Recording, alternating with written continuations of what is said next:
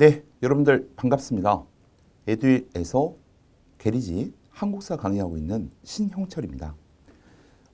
첫 번째 보실 게 2008년도 시험입니다. 이때는 게리직이 아주 어렵지는 않았고요.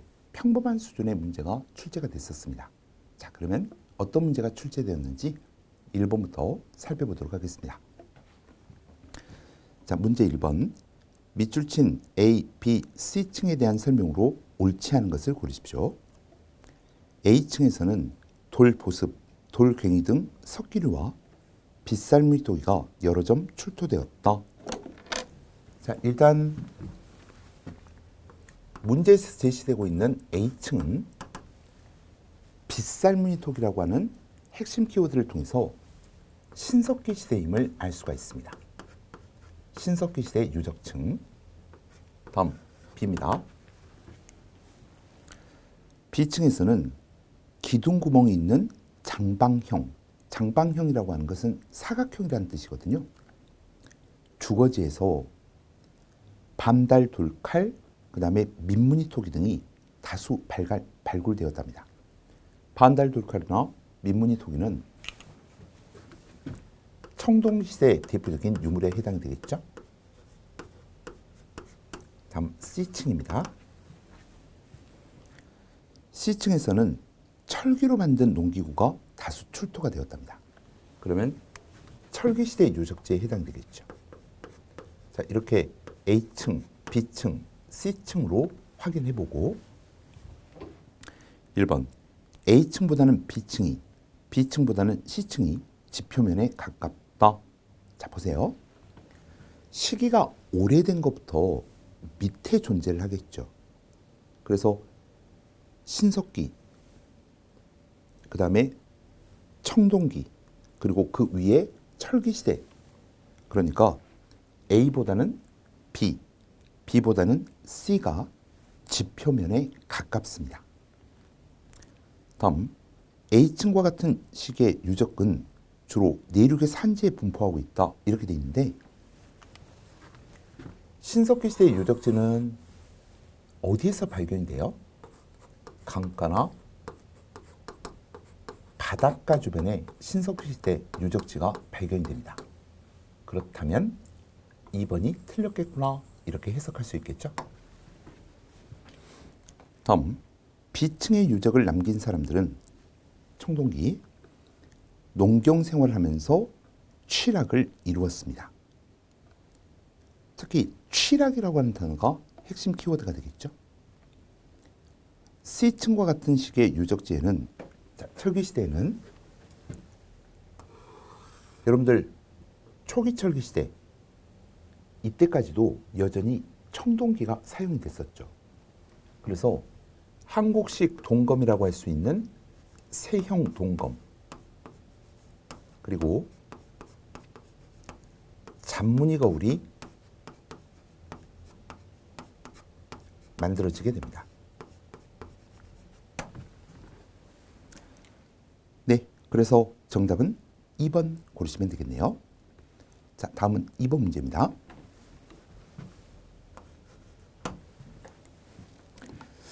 다음 민정문서의 내용을 통해서 추론한 통신화 시기의 사회 모습으로 잘못된 것을 고르십시오. 자, 민정문서는 통신화 시기 수치를 위해서 작성된 문서였습니다. 서원경 주변 4개 촌락을 대상으로 문서가 작성이 되었고요. 촌주가 3년에 한 번씩 문서를 작성했었습니다. 자, 그러면 일단 읽어보고 지문 볼까요? 민정문서에서는 촌의 면적, 호화, 인구수, 전답의 면적, 산밭, 뽕나무, 잣나무, 호두나무, 소와 말 등의 소유가 기록되어 있다. 호는 9등급으로 나누고 인구는 남녀를 구분하고 연령에 따라 6등급으로 구분하였다. 토지의 종류로는 촌주의답, 촌주에게 지급됐던 토지죠. 그 다음에 연수유답, 농민 가호가 경작했던 땅. 관모답, 관청 경비를 충당하기 위해 지급되었던 땅. 내시령답은 내시령이라는 관료에게 지급되었던 땅. 이들 촌락은 대략 10호가량의 자연 촌락을 기준으로 편성된 것이었으며 이러한 촌락 다수를 관할하는 촌주의 존재가 보인다. 이 문서에 담긴 내용은 매 3년마다 조사하여 보고가 되었답니다. 자, 그러면 지금 민정문서에 대한 일반적인 내용들이 쭉 서술이 되어 있는데요.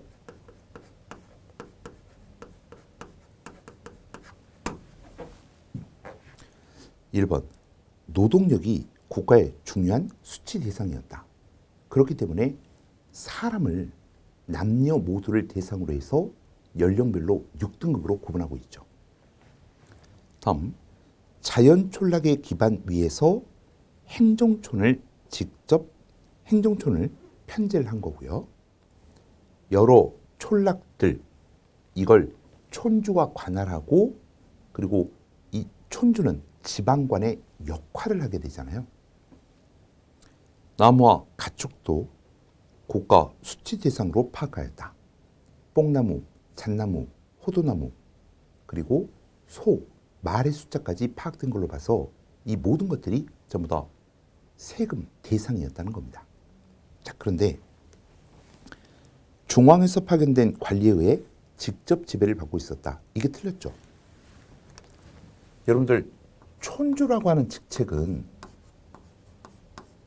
그 지역의 토착 세력인 거지, 그리고 지방관의 역할을 담당하고 있는 거지, 중앙에서 파견된 지방관은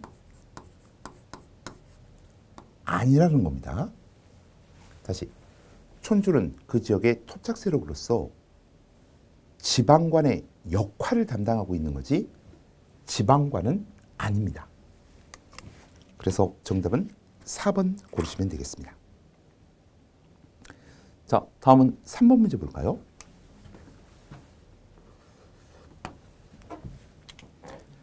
발해와 관련된 역사적 사실로 옳지 않은 것을 고르십시오. 일본에 보낸 국서에 고려 국왕임을 자처하였다. 여러분들, 발해 문왕이 일본에 보낸 국서에다가 고려 국왕 대흠무 이렇게 표기를 했습니다. 여기서 고려는 고구려를 지칭하고요. 대흠무는 문왕의 이름이죠. 문왕 때에는 당나라와 친선 관계를 맺으면서 정치체들을 정비하게 됩니다. 그래서 당나라로부터 삼성육부 제도를 받아들여서 발해 삼성육부 제도가 편제가 되는 거죠. 자, 근데 3번 볼래요? 대부분의 말갈족을 복속시키고 요동지역으로 진출해서 해동성국이라고 불린 시기는 무왕 때가 아니라 어느 왕 때입니까? 9세기 초 선왕 때에 해당이 되겠죠. 그러면 무왕 대신 선왕을 넣어가지고 다시 한번 읽어볼까요? 선왕 때에는 대부분의 말갈족을 복속시키고 요동지역으로 진출해서 해동성국이라고 불렸다. 그래서 3번이 틀린 정답이 되겠습니다. 다음, 발해 유적지에서는 온돌장치, 그 다음에 정확하게 표현하면 고구려 양식을 계승한 굴식 돌방 무덤,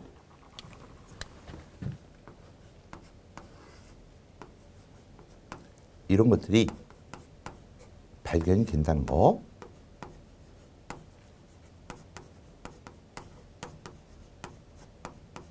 자, 그러면 4번 문제 볼까요? 자, 그러면 4번 문제입니다. 고려시대 역사서의 편찬에 대한 설명으로 적절하지 않은 것을 골라보십시오. 삼국사기는 유교적 합리주의 사관에 기초하여 기전체로 서술된 것 맞습니다. 자, 그 다음에 제왕운기는 고려 초의 구 삼국사를 기본으로 하여 중국 중심의 사상을 극복하였다. 이렇게 되어 있는데요. 이 제왕운기 같은 경우에는 상권이 중국사, 하권이 우리나라 역사를 서술한 거거든요. 자, 그런데 기본적으로 유학적, 중국 중심적 사상이 반영이 되어 있습니다. 그래서 중국 중심 사상을 극복하였다. 이 표현이 틀렸죠. 다음, 삼국유사는 우리의 고유한 문화와 전통을 중시하였고 특히 단군의 건국 이야기, 바로 단군신화가 수록이 되어 있습니다. 다음, 동명왕편은 동명왕, 고구려의 건국 시조죠. 업적을 칭송한 일종의 영웅 서사시로서 고구려의 전통을 중시하였습니다. 네, 그래서 4번의 정답은 2번 고르시면 되겠네요. 자, 5번은 백두산 정계비와 관련된 문제입니다. 일단 백두산 정계비는 조선과 청나라의 국경 경계를 정해서 1712년 조선 숙종 때에 해당되겠죠. 백두산에다가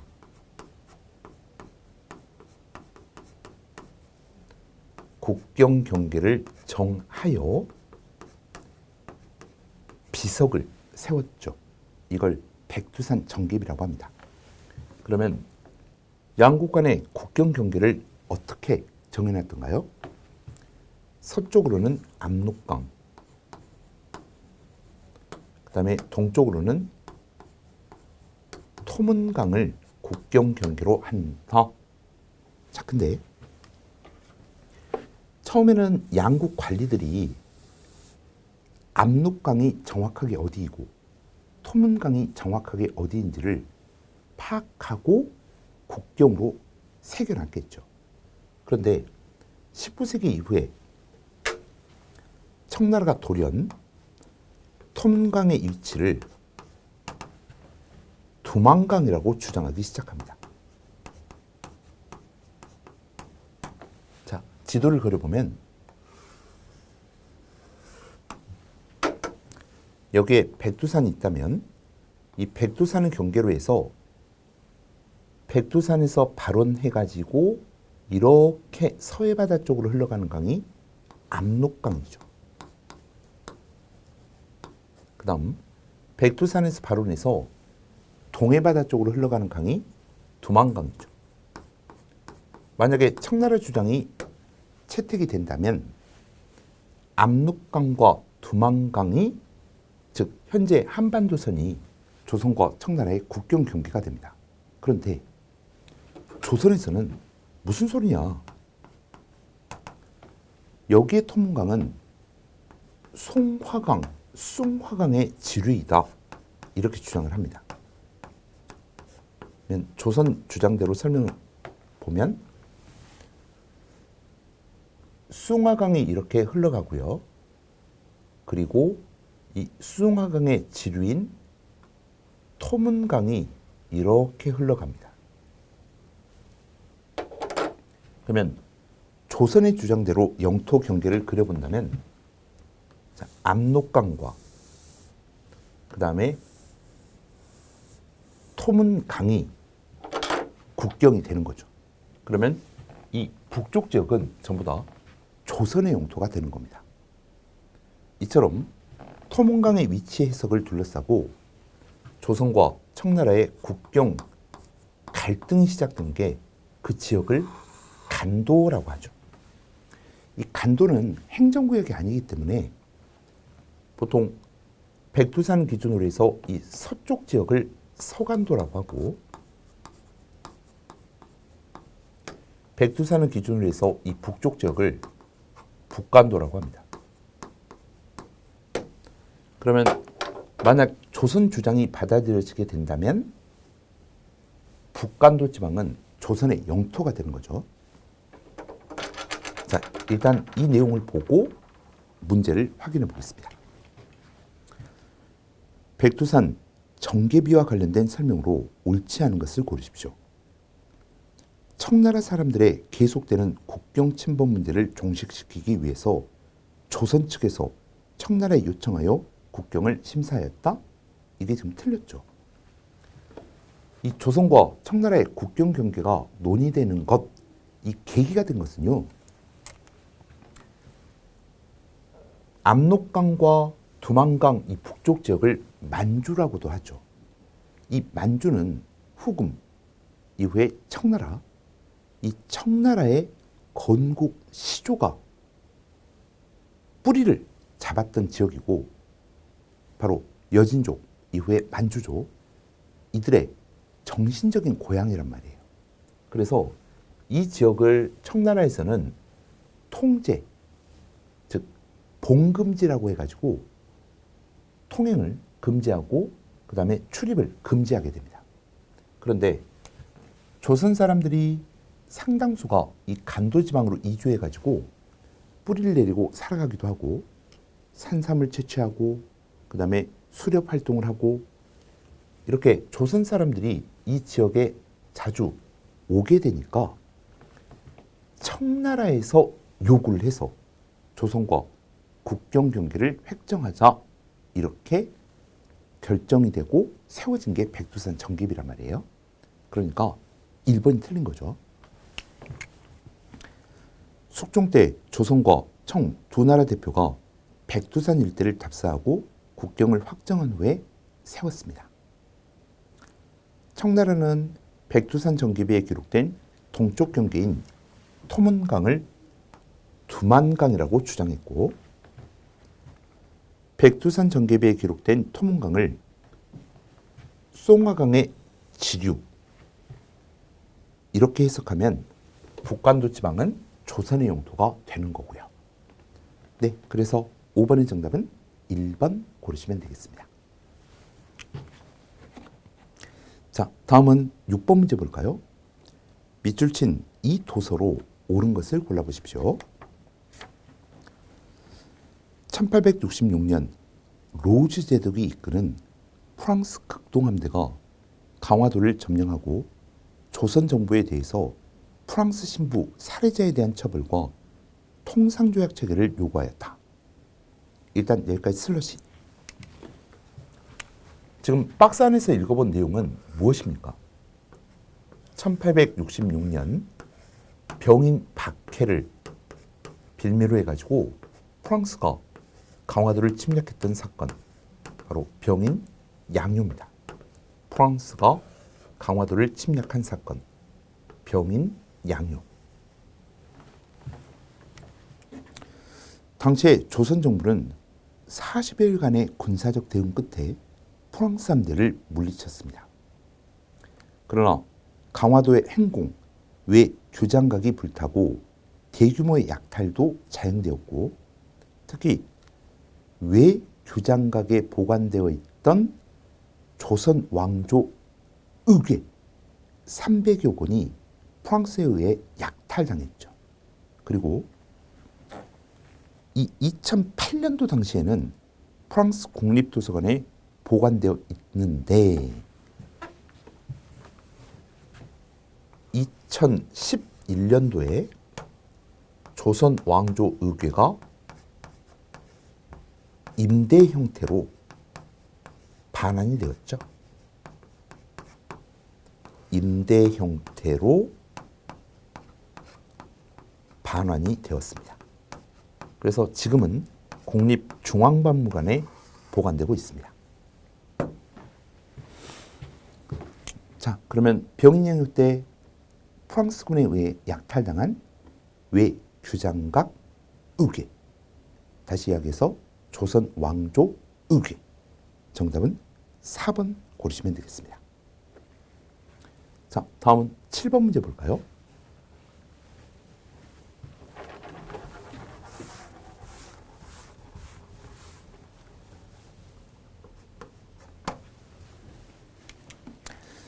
조선 전기 농업에 대한 설명으로 적절하지 않은 것을 고르십시오. 견종법이 널리 보급되어서 노동력을 절감하는 효과가 나타났다? 1번 틀렸죠. 자, 여러분들 견종법이 널리 보급되었던 시기는 언제예요? 조선 후기입니다. 지금 문제에서는 뭘 물어보고 있죠? 조선 전기를 물어보고 있잖아요. 고랑을 깊숙하게 파서 씨앗을 심는 방법인 견종법은 조선 후기 그래서 1번 틀렸습니다. 다음 2번. 시비법, 거름 주는 법이 발달하면서 경작지를 묵히지 않고 농사를 지을 수 있었죠. 그래서 조선 전기에는 연속해서 경작하고 항상 경작하는 것이 일반화가 되었습니다. 연작상경이 일반화가 되었다. 이번은 조선 전기에 해당되고요. 다음, 남부지방에 모내기법이 보급되어서 생산력이 증가할 수 있었습니다. 조선 전기까지는 남부지방에 한정해서 여러 지역의 농민들의 실제 경험을 수집하여 정리한 세종 때 농사직설이 간행되었죠.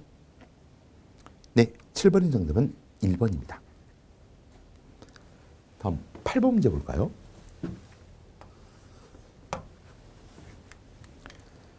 (18세기) 후반에 이르면 중인과 서울층의 성장과 더불어 이른바 위항인들의 문학 활동이 활발해진다. 다음 중 위항인들의 작품이 아닌 것을 고르십시오. 위항이라고 하는 것은 보통 사람들이 살아가는 지역, 그래서 위항, 여항, 이항 이렇게 다양하게 불립니다. 자, 그러면 다음 중 위항인들의 작품이 아닌 것을 고르십시오. 먼저 규사라고 하는 작품이 있죠. 이 규사는 철종 때 서울의 역사를 정리한 역사서입니다. 2번 대동야승은요, 조선시대 인조 때까지 야사, 설화 이런 것들을 정리한 책이거든요. 작자, 그 다음에 정확한 시점에 편찬연대, 이거는 알 수가 없습니다. 그러면 서울이나 여항, 이항문학과 관련된 것은 아니라는 것을 알 수 있죠. 야사, 설화 이런 것들을 수록한 책이니까. 그래서 2번이 정답이고, 그 다음에 연조기감이라고 하는 책이 있습니다. 이 이진흥이라고 하는 인물이 쓴 연조귀감은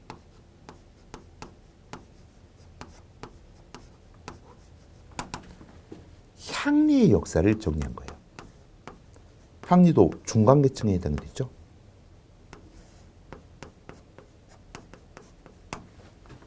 다음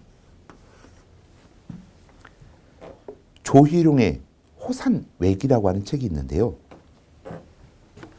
조희룡,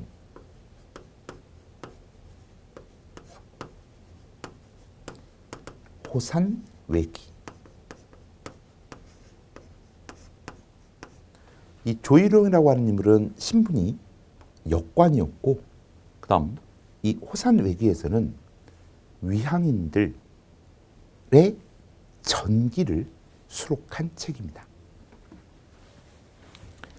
네, 그래서 중인과 서울 관련해 가지고 관계없는 책은 2번 대동야승을 정답으로 고르시면 되겠습니다. 자, 다음은 9번 문제 볼까요?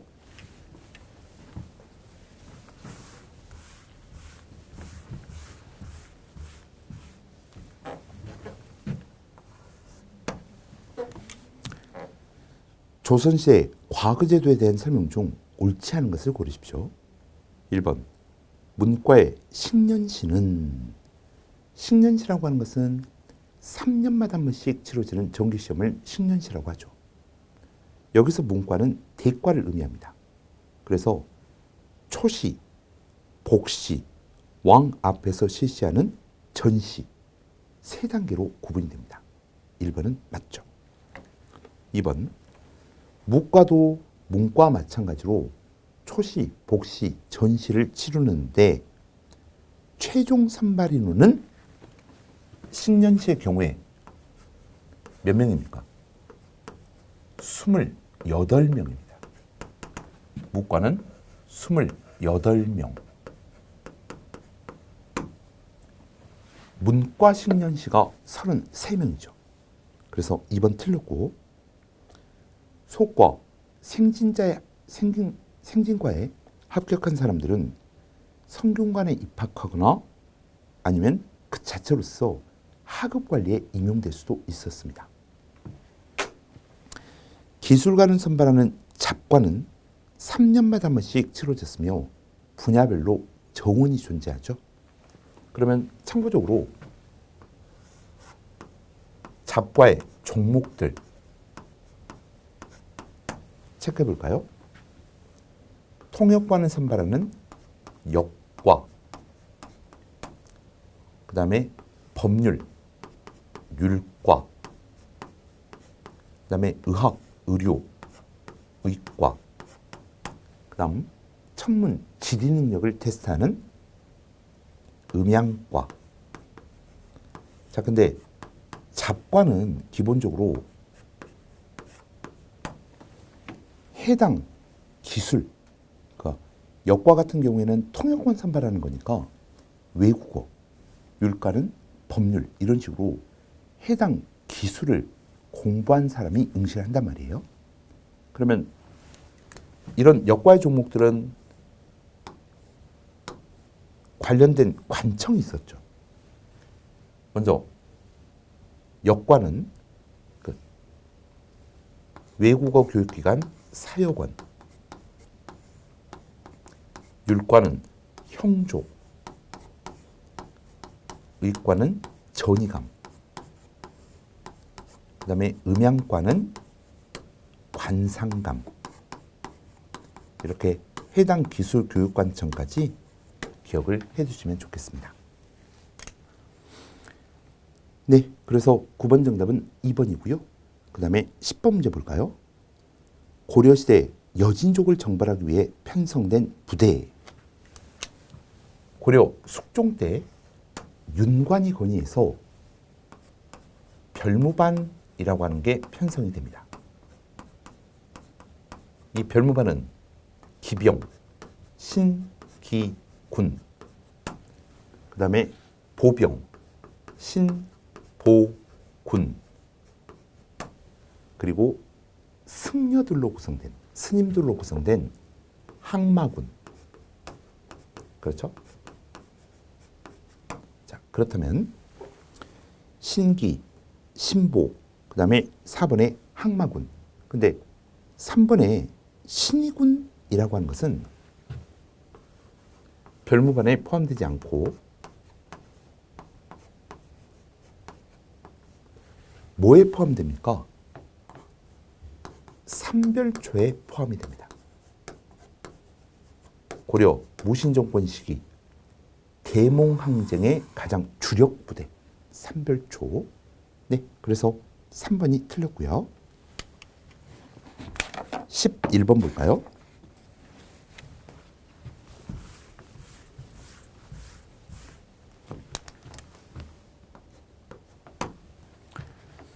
다음 우표에서 기념하는 역사적 사건에 대한 설명으로 적절하지 않은 것을 골라보세요. 여기에 계신 분들 누구세요? 위쪽에 헤이그 특사 100주년 기념 이렇게 돼 있는데 1907년 일제, 을사늑약 이런 것들을 비판하기 위해서 고종의 밀명을 받아 헤이그에 파견되었던 헤이그 특사, 헤이그 밀사들입니다. 그 제일 왼쪽에 계신 분이 이준, 가운데가 이상설, 그 다음에 오른쪽이 이위종.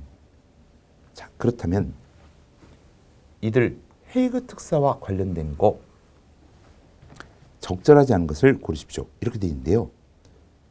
국제 여론에 호소해서 국권을 회복하려고 했습니다.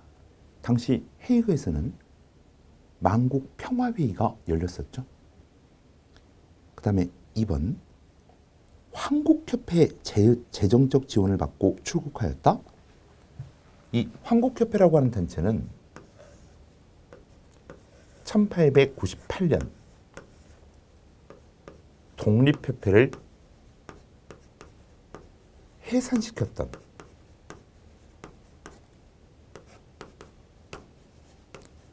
다수의 보부상들이 참여했던 단체입니다.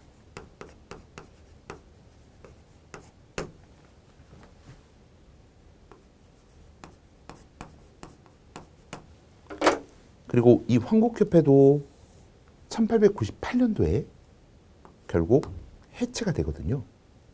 근데 헤이그 특사는 1907년에 파견되었으니까 관계도 없습니다. 다음 1905년 을사늑약 때 일제에 의해서 외교권이 박탈되게 되죠. 그래서 외교권이 없다는 이유로 회의에 참석하지도 못했고요. 이 사건을 빌미로 일본은 헤이그 특사 사건을 빌미로 해서 고종의 강제 퇴위로 이어지게 됩니다.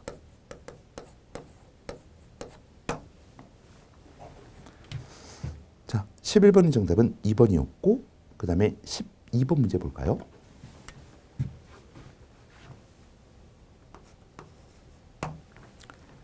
다음은 고려와 조선시대 화폐 사용과 관련된 내용입니다. 시대 순대로 바르게 나열한 것을 골라보세요. 자, 기억. 철전인 건운중보를 썼다. 건운중보는 고려 성종 때 발행되었던 화폐이죠. 다음 종이화폐인 저화가 발행되었다 이렇게 되어 있는데 저화가 맨 처음에 발행된 것은 고려말 공양왕 때입니다. 그리고 조선 건국 이후 태종 때도 저화가 발행되게 돼요. 그러면 이 두 가지의 경우의 수를 모두 다 생각을 해보는 겁니다. 다음 우리나라 지형을 본뜬 은병, 활구가 사용되었다, 만들어졌다. 이건 고려 숙종 때 주전도감을 통해서 만들어진 화폐입니다. 고려 숙종 때. 그 다음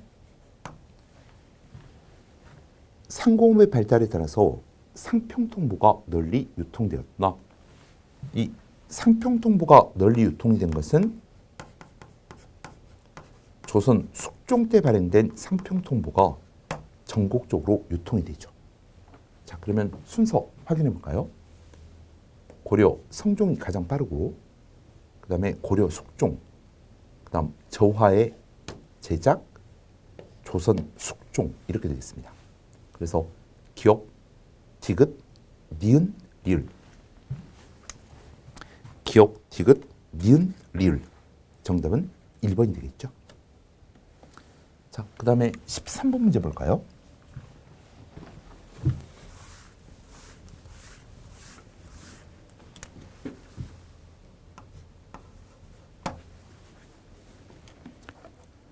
고려 사회에 대한 설명으로 적절하지 않은 것을 골라보십시오. 여성의 재간은 별다른 문제 없이 행해졌죠. 다시 시집가는 거. 2번 사위와 외손자에게까지 음서 혜택이 있었고요. 그 다음 출생 초기 출생 순서대로 호적에 기재해서 남녀의 차별을 하지 않았습니다. 자, 근데 4번을 보시면 조선 초 왕실에서 성행했던 친족 간의 혼인풍습, 이걸 보통 근친혼이라고 하잖아요. 왕실 내의 근친혼. 그러니까 명분은 혈통을 보존한다, 뭐 이런 의미가 될 텐데 고려 중기 이후에 사라졌습니까? 아니죠. 여러분들 원간섭기에 충선왕의 즉위 교서를 보면 왕실 내에 근친혼을 하는 자를 처벌한다는 내용이 나와요. 그러면 원간섭 시기 충선왕 때 여전히 근친혼이 성행하고 있었으니 국왕이 교서를 내린 거겠죠. 그래서 사라졌다, 중기 이후에 사라졌다, 이 표현은 X입니다. 그래서 정답은 4번이 되겠죠. 네, 다음은 14번 문제. 다음 각 실학자의 주장 내용이 잘못 연결된 것을 골라보세요.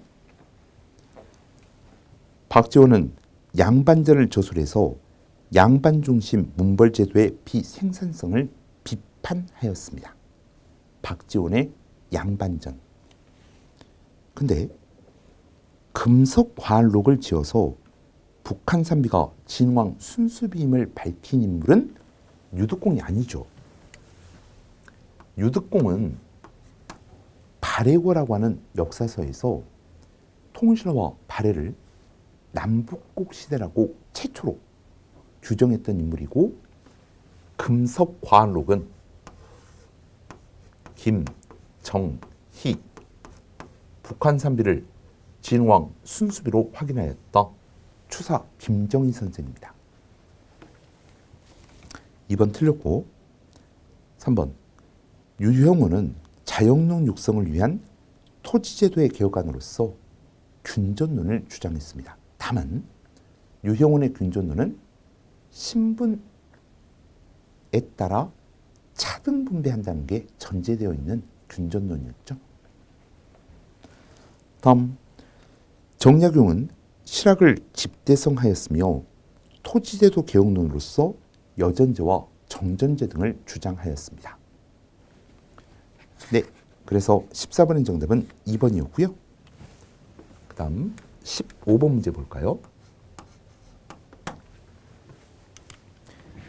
다음 회고를 남긴 인물에 대한 설명으로 옳은 것을 골라보세요. 독립이 없는 나라의 백성으로 70평생의 서름과 부끄러움과 애탐을 받은 나에게는 세상에 가장 좋은 것이 완전하게 자주 독립한 나라의 백성으로 살아보다가 죽는 일이다. 나는 일찍이 우리 독립정부의 문지기가 되기를 원하였거니와 그것은 우리나라가 독립국만 된다면 나는 그 나라의 가장 비천한 미천한 자가 되어도 좋다는 뜻이다. 독립국가만 된다면. 바로 이 글은 김구 선생 백범일지 속에서 확인할 수 있는 나의 소원 중 일부입니다.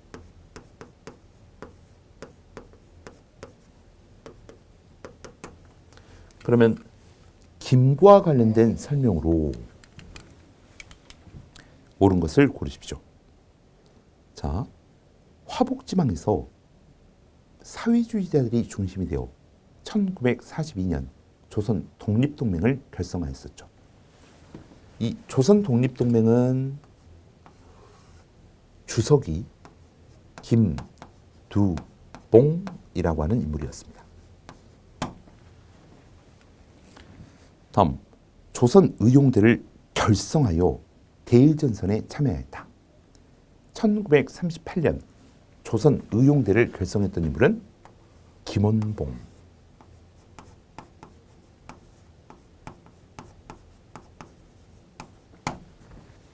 다음, 조선 혁명군을 이끌고 영릉가 전투에 참가하였다. 조선 혁명군은 양세봉이 지휘한 부대죠. 양세봉의 조선 혁명군.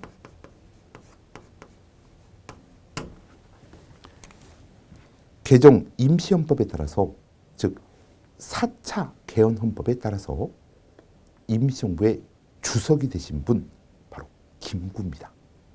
그래서 15번 정답은 4번 고르시면 되겠고요. 네, 다음은 16번 볼까요?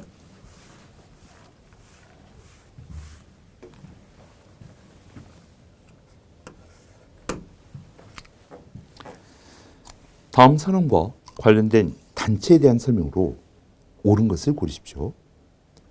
공평은 사회의 근본이고 애정은 인류의 본령이다. 그런 거로 우리들은 계급을 타파하고 모욕적 칭호를 폐지, 교육을 정의하며 우리들도 참다운 인간이 되고자 함을 기하고자 한다. 이 글은 1923년 진주에서 만들어진 조선 형평사 취지문입니다.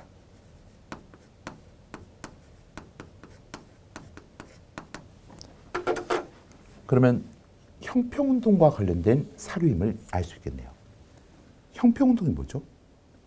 백정들의 사회적 차별을 타파하게 한 운동, 바로 형평운동입니다. 다시, 백정들의 사회적 차별을 타파하게 한 운동, 형평운동. 그러면 1번, 어린이날을 제정하고 잡지, 어린이를 발간하였다. 이것은 소년운동과 관련된 거니까 관계없겠고, 2번, 조선 공산당을 중심으로 사회주의 운동을 전개하였다. 관련 없겠죠. 백정의 평등한 대우를 요구하는 형평운동. 그래서 3번이 정답일 거고, 4번, 정치적, 경제적 각성을 촉구하면서 기회주의를 배격하였다. 이것은 민족 유일당 단체였던 신간회의 강령입니다. 네, 그래서 16번의 정답은 3번이 되겠고요. 다음 17번 문제 볼까요?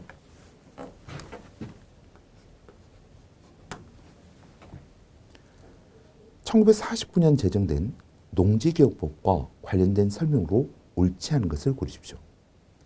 대한민국 정부가 수립된 이후 1949년 6월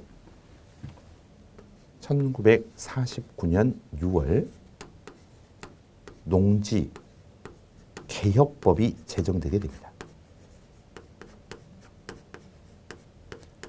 이 농지개혁법은 3정보를 기준으로 해서 유상 매입, 유상 분배를 하는 제도였습니다.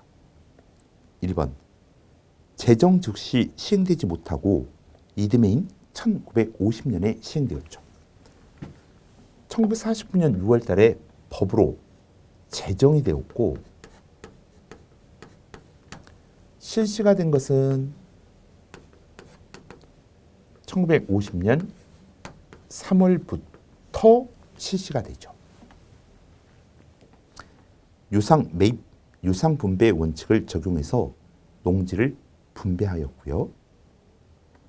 토지 소유의 상한선이 규정되지 않았습니까? 농지개혁법에서는 몇 정보가 상한 기준이 되었죠? 3정보. 이 정보라고 하는 것은 3,000평이 1정보입니다. 그래서 3번 틀렸고요. 그 다음에 경작지만을 대상으로 한 점에서, 즉 농지만을 대상으로 한 점에서 북한의 토지개혁과 차이가 있었다는 겁니다. 즉 대한민국의 농지개혁은 과수원이라든지 임야라든지 이런 것들은 개혁 대상이 되지 않습니다. 그런데 북한의 토지개혁 같은 경우에는 모든 토지를 대상으로 추진이 되었다는 것, 이게 차이가 있죠. 다음 18번 문제 볼까요?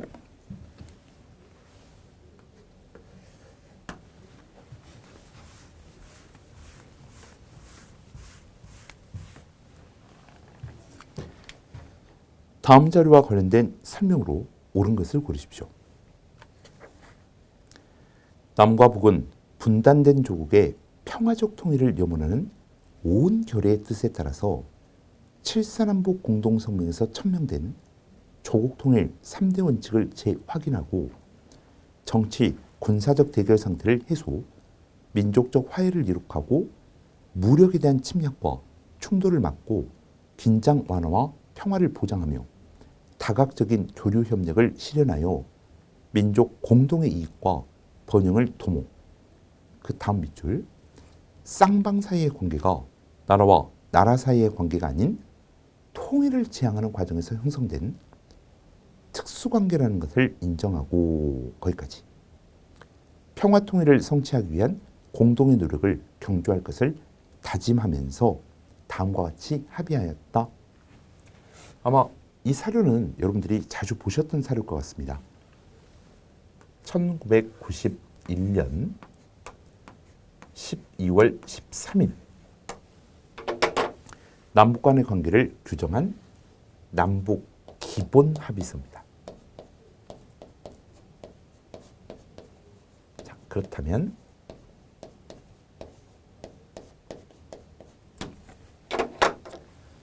1번 최초로 남북한 정상이 만나서 합의한 공동선언문이다.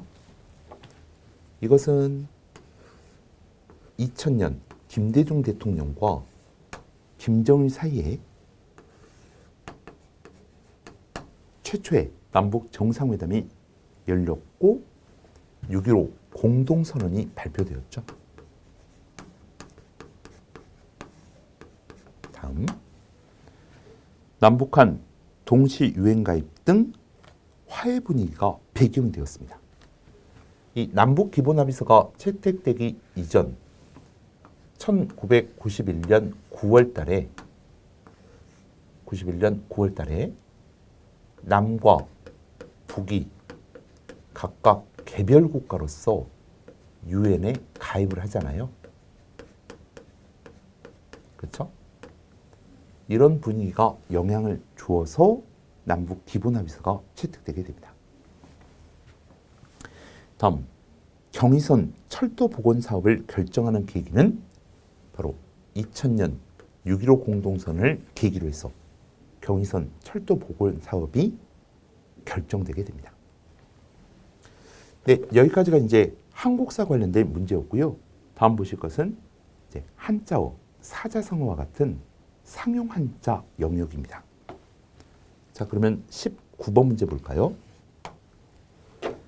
다음 중 한자어 혹은 한자어 표기가 올바른 것을 고르십시오. 자, 1번에 납부금 이렇게 돼 있는데요. 이것은 맞는 내용입니다.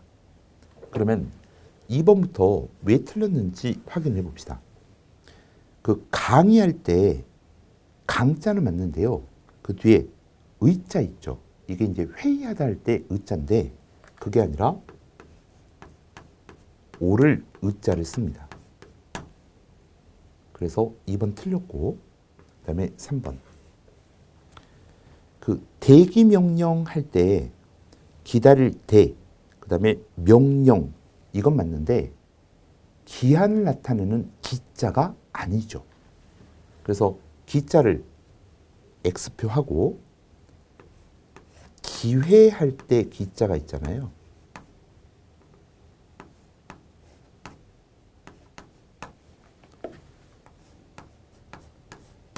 대기 명령 이렇게. 그다음 4번에 사법부가 있는데 그 부자는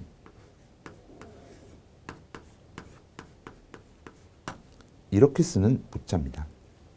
그래서 강의 대기 명령 사법부 이렇게 바꿔야 되겠죠?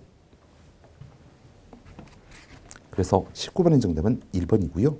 그 다음에 2번 볼게요.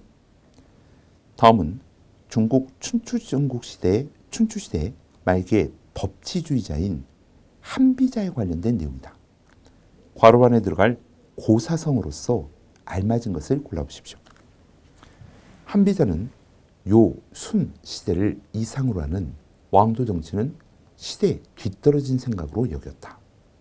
그리고 그는 시대의 변천은 돌고 돌거나 반복되는 것이 아니라 진화하는 것이므로 이상적인 과거로 돌아가려고 하는 복고주의, 이것은 진화에 역행하는 어리석은 착각이라고 주장하면서 낡은 관습을 지키고 융통성 없이 새로운 시대에 순응할 줄 모르는 사람을 거기에 밑줄 한번 그어보세요. 낡은 관습을 지키며 융통성 없이 새로운 시대에 순응할 줄 모르는 사람을 무엇에 비유하였다? 자, 그러면 해당되는 것 한번 확인해 볼까요? 1번에 기, 국, 우, 천.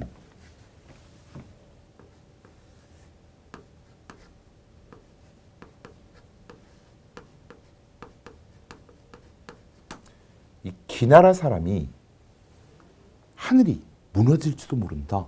이렇게 걱정한다는 사자성어거든요. 그래서 여기에서 나온 게 기우라고 하는 단어가 나오죠. 기우. 쓸데없는 걱정하는 거. 그 다음에 견강부회. 이 견강부회는 무슨 뜻이에요?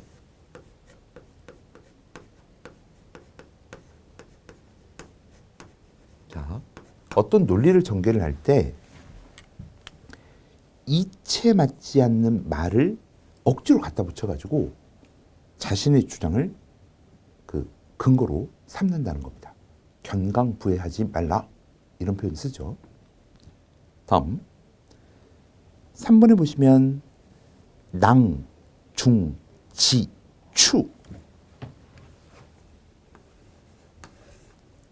낭, 중, 지, 추가 나옵니다. 자, 이 내용은 주머니 속에 송곳이라고 하는 거거든요. 그러면 주머니 속에 송곳이 있으면 어떤 시점이 되면 이 송곳이 딱 뚫고 나오잖아요. 그래서 뛰어난 재능을 가진 사람은 결국 그 재능이 남한테 알려진다는 내용입니다. 그리고 4번에 수주대토. 이거는 많이들 들어보셨을 거예요. 어떤 토끼가 막 도망가면서 이 나무에 머리를 박고 죽었죠. 이걸 본 사람이 다음에도 그러지 않을까? 라고 하면서 나무를 지키면서 토끼를 기다린다는 거예요. 정말 우연한 사건인데 그게 앞으로 또 올 것이라고 하는 믿음. 그게 바로 낡은 관습을 지키고 융통성 없이 새로운 시대에 순응할 줄 모르는 사람을 표현하는 가장 적합한 단어가 되겠습니다. 수주, 대토. 이렇게. 네, 이상으로 2008년도 계리식 기출문제를 풀어보셨습니다.